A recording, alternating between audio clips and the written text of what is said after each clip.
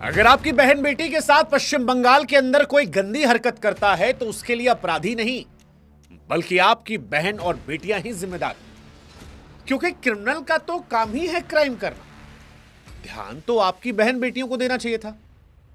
हाँ, यही सोच है मां माटी मानुष वाली दीदी की, वो दीदी जो पश्चिम बंगाल के मुख्यमंत्री हैं। और ये वो सोच है जो आज ये दर्शा रही है कि दीदी के बंगाल में नैतिकता का पतन नहीं बल्कि इंसानियत का जनाजा निकल चुका है। मां दुर्गा की धरती पर जहां शक्ति की पूजा होती है, वहां पर एक महिला मुख्यमंत्री बेटियों से कहती है रेप के बाद कि तुम रात को बाहर क्यों निकली थी। मानो जैसे अपराधियों को खुली छूट देने का ऐलान कि लड़की बाहर क्यों निकली थी, क्या जरूरत थी। अरे दीदी, ये कैसा फरमान है। पश्चिम बंगाल तालिबान बन गया है जहां बेटियों को घरों में कैद कर देंगे। मतलब एक महिला मुख्यमंत्री से यह उम्मीद की जा सकती है कि वो बेटियों के दर्द को समझेगी, उनके हक के लिए सड़क से लेकर संसद तक लड़ाई कर लेगी। लेकिन आप तो अपराधियों की ढाल बन रही हैं, कह रही है कि प्राइवेट मेडिकल कॉलेज में रेप हुआ है, मुझसे क्या लेना देना। दीदी, एनसीआरबी के आंकड़े चीख चीख कर कह रहे हैं कि आपके बंगाल में बेटियां सुरक्षित हैं। और ये जो प्राइवेट का आपने रोना रोया है, आरजी कर मेडिकल कॉलेज, हंस खाली, संदेश खाली, हर बार पीड़ितों पर यही सवाल। ये प्राइवेट कॉलेज की घटनाएं नहीं दीदी। सवाल यह होना चाहिए दीदी कि आपकी पुलिस क्यों सो रही थी। सवाल यह होना चाहिए कि आपके राज्य में अपराधियों में इतनी हिम्मत कैसे है कि साल भर में बार बार वो महिलाओं की इज्जत आबरू को लूटते हैं, उन पर एसिड फेंक देते हैं जहां आपका राज्य नंबर 1 है। अपराधी इतने बेखौफ कैसे होते हैं। सवाल होना चाहिए दीदी कि आपके राज्य में सीसीटीवी गार्ड गश्त कहां पर हैं। सच कहें दीदी तो शर्म आती है ये सोच कर कि एक महिला होकर आप वो जहर उगल रही हैं जो किसी मर्दवादी सोच से भी ज्यादा घिनौनी है। और इसीलिए मां दुर्गा की भूमि, रविंद्रनाथ टैगोर, सुभाष चंद्र बोस की भूमि आज महिलाओं के लिए हैवान बन गई है। नाम दुर्गापुर उस स्थान का है, लेकिन उस दुर्गापुर में एक बेटी के साथ चीरहरण हुआ और सवाल रात को बाहर क्यों निकली थी। बहुत अफसोसजनक कहानी है पश्चिम बंगाल की, बहुत अफसोसजनक कहानी है। और हम चाहते हैं कि इस आवाज को जब हम उठा रहे हैं तो आप भी हमारी आवाज में अपनी आवाज को मजबूत करें। इस वीडियो में आप भी अपनी राय दें। आप बताएं कि क्या एक महिला मुख्यमंत्री का यह कहना असंवेदनशीलता की पराकाष्ठा नहीं है, ताकि मोरल पुलिसिंग के नाम पर महिलाओं को कैद करने की सलाह दें कि तुम घर में रहती तो रेप नहीं होता। इन्हीं दीदी के घर में 75 साल की महिला के साथ रेप हुआ था 2015 में। इसलिए आपको भी आवाज उठाना जरूरी है, क्योंकि अगर आप खामोश रहे तो ये घटनाएं बढ़ेंगी। दुख ये भी है, आप में से आधे लोगों को पता भी नहीं हुआ कि बंगाल में ऐसा कुछ हुआ है। इसीलिए हम कहते हैं हमसे जुड़े रहिए। हर बार हम कहते हैं कि हमसे जुड़िए। आपको नहीं पता होगा, आप व्यस्त होंगे, हम आपके कान तक खबर पहुंचाएंगे। और अब हम आपको बताते हैं हुआ क्या था। 10 अक्टूबर 2025 की रात दुर्गापुर के आईक्यू सिटी मेडिकल कॉलेज में जो कुछ हुआ उसने झकझोर दिया सबको। 23 साल की एमबीबीएस की छात्रा थी, ओडिशा की बेटी थी। दोस्त के साथ रात 8 बजे खाना खरीदने निकली। कॉलेज गेट पर उसका गुंडों ने फोन छीन लिया। उसके बाद उसे घसीटते हुए 1 किलोमीटर तक जंगल में ले गए। फिर उसके बाद 5 दरिंदों ने सामूहिक बलात्कार किया। उसका दोस्त उसे छोड़कर भाग गया और अब वो भी पुलिस की जांच के दायरे में है। रात 8:40 पर यह कांड होता है। लड़की जो है वो टूटी पड़ी है। अब अगर एक लड़की जो डॉक्टर बनकर इंसानियत को, मानवता बचाने आई थी, उसके साथ एक घटना होती है तो आप सरकार से क्या उम्मीद करेंगे कि इंसाफ मिले, अपराधी को सजा मिले। लेकिन सबसे अफसोस की बात है कि सबसे शर्मनाक चीज हुई ममता दीदी कर रही। दुर्गापुर की घटना के बाद ममता बनर्जी जी का स्टेटमेंट आता है कि लड़की रात को 12:30 बजे क्यों बाहर निकली थी। दीदी, ये झूठ है। कॉलेज प्रशासन ने कहा है 12:30 बजे नहीं, 8 बजे कैंपस से निकली थी। और मान लेते दीदी आप सही हो, आप ही सही हो, 12:30 बजे वो निकली थी। तो क्या पश्चिम बंगाल में रात को 12:30 बजे निकलने पर एक लड़की का रेप कर दिया जाएगा, उसके साथ गैंग रेप किया जाएगा, उसकी इज्जत आबरू को 5-5 लोग मिलकर नोच लेंगे? क्या अपराधियों को रात को 12:30 बजे लाइसेंस मिल जाता है?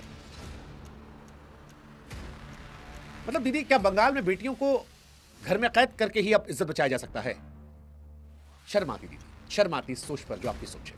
एक मुख्यमंत्री होकर, खासतौर पर महिला मुख्यमंत्री होकर, उस राज्य से आकर जहां पर मां दुर्गा की आराधना पूजा होती, शक्ति की पूजा हम करते हैं। शर्म आती है, शर्म आती है। दुर्गापुर में घटना हुई है। अरे दीदी, प्राइवेट कॉलेज बंगाल में नहीं आता है, वो राज्य आपका नहीं है। और आरजी कर सरकारी कॉलेज था दीदी, वहां किसकी जिम्मेदारी थी? हंस खाली, संदेश खाली, ये सब प्राइवेट थी दीदी। मतलब बहुत दुर्भाग्यपूर्ण बात है। हालांकि सबसे बड़ी बात यह कि ममता बनर्जी के ऐसे बहुत सारे बयान हैं जो हर बार शर्मसार करने वाले होते हैं। 2012 में पार्क स्ट्रीट रेप केस था। एक महिला का नाइट क्लब से अपहरण किया गया था, गैंगरेप हुआ था। दीदी ने कहा कि यह सजाया हुआ मामला है। महिला जो थी उसका खुद का कैरेक्टर ढीला था। उस वक्त भी सवाल उठा था क्या यह मुख्यमंत्री की भाषा है। फिर 2013 में एक ऐसा मामला सामने आया। दीदी कही कि ये मॉल वॉल जो खुला है, मल्टीप्लेक्स खुला है, लड़का लड़की मिलता है इसलिए रेप होता है। रेप का दोष मॉल पर डाल दिया दीदी ने। 2012 में दीदी ने एक मुआवजा योजना भी शुरू की थी, नाबालिग के लिए 30,000 और अगर आप बालिग हैं तो 20,000। तब भी ये लगा कि रेप का रेट लगाया जा रहा है बंगाल में, बलात्कार का रेट कार्ड बनवा दिया गया। 2015 में एक मामला सामने आया, कटवा रेप, उसमें दीदी ने कह दिया छोटा मोटा मामला है। एक और मामला आया था राणा घाट का, कहा कि सरकार को बदनाम करने के लिए किया जा रहा है। 72 साल की नन का रेप हुआ था, वो 12:30 बजे नहीं निकली थी रात को, लेकिन उनका भी रेप हुआ था। अभी 2022 में हंसखाली मामले में दीदी ने कह दिया प्रेम प्रसंग का मामला है। क्यों? क्योंकि टीएमसी नेता के बेटे पर आरोप लगा था। 2024 में आरजीकर मेडिकल कॉलेज मामला, सारी दुनिया हिल गई थी उस मामले से। तब भी दीदी का स्टेटमेंट है लड़का लड़की लोग जो है आपस में घूमता टहलता रहता है।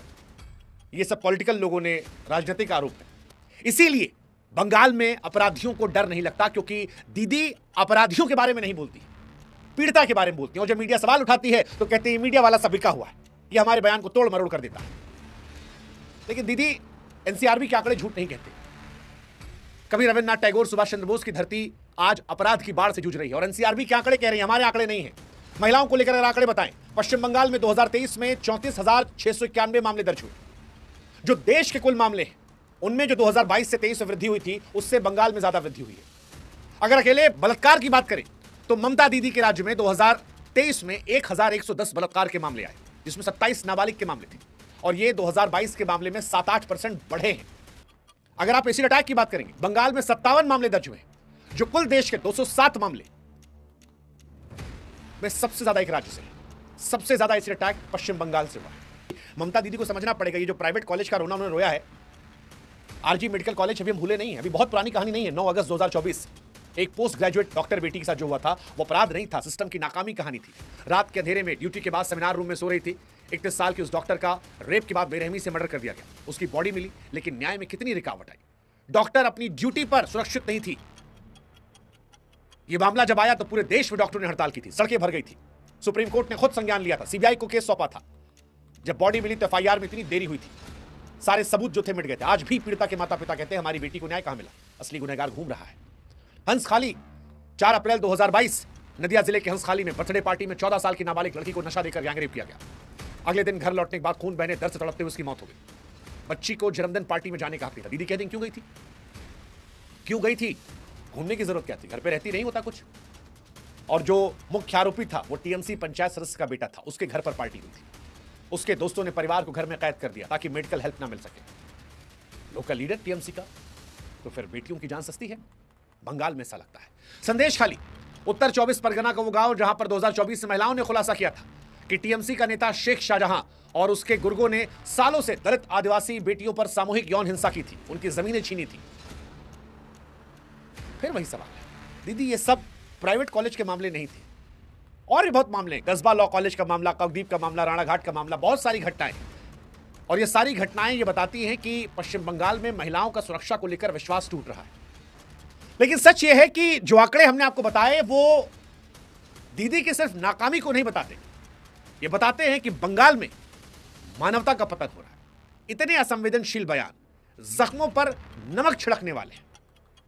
एक भी टीएमसी की बड़ी नेता जो दिन रात महिलाओं को लेकर झंडा बुलंद किए रहती हैं, उन्होंने नहीं कहा कि दीदी ये कैसी असंवेदनहीनता वाली बातें आप कह रही, जिसमें आप कह रही कि लड़कियां रात को बाहर निकलेंगी तो रेप हो जाएगी। बेटी रात में बाहर ना निकले, दिन में पढ़ाई छोड़ दे, कैसे बनेगी डॉक्टर? किसी एक ने नहीं कहा। बड़ी बड़ी नेताएं, सागरिका घोष, महुआ मोइत्रा, कोई नहीं कह रहा। और ये वही लोग हैं जो हिंदुस्तान से लेकर विदेश तक में महिलाओं के हक की बात करते नहीं थकते। लेकिन आज जब अपनी पार्टी की बात आई, खामोश। सवाल यह है कि क्या फेमिनिज्म का झंडा जो है वो पॉलिटिकल पार्टी देकर उठाया जाता है? ये सिर्फ सोशल मीडिया तक की नौटंकी है? संसद में महिलाओं के अधिकार की बात करने वाले, जोर शोर से चिल्लाने वालों को अपने राज्य में दुर्गापुर में बेटी की चीख नहीं सुनाई पड़ती?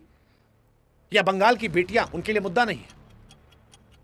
टीएमसी नेता है सौगात राय, वो कहते हैं पुलिस हर जगह तो नहीं हो सकती ना भाई साहब। ठीक बात है, वही जो हमने शुरू में कहा कि अगर आपकी बेटी के साथ रेप हो रहा है तो बेटी जिम्मेदार है, अपराधी तो काम करेगा अपना, आपको छिपना है। आप अपराधियों के मन में खौफ पैदा नहीं करेंगे, बेटियों से कहेंगे तुम घर में रहो। अपराधियों को बचाने, पीड़ितों को दोषी ठहराने और खबर को दबाने का खेल पुराना हो चुका है। जनता को भी अब पूछना पड़ेगा, जनता को भी कहना पड़ेगा कि दीदी कब तक खुले बाजार में बेटियों को यूं ही लूटा जाएगा? कब तक बेटियों को अपनी इज्जत बचाने के लिए घरों में कैद रहना पड़ेगा? और आज ये सवाल हर बंगाल के माता पिता के दिल में, हर बेटी के दिल में, हर उस भाई उस दोस्त के दिल में है जिसे अपनों को लेकर डर लगता है। शेम।